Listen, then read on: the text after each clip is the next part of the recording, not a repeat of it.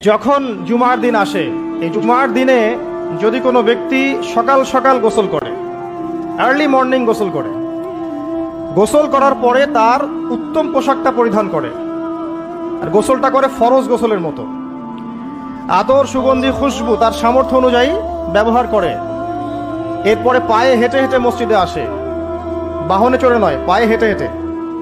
যদি আপনি অনেক দূরে থাকেন সেটা আলাদা কথা।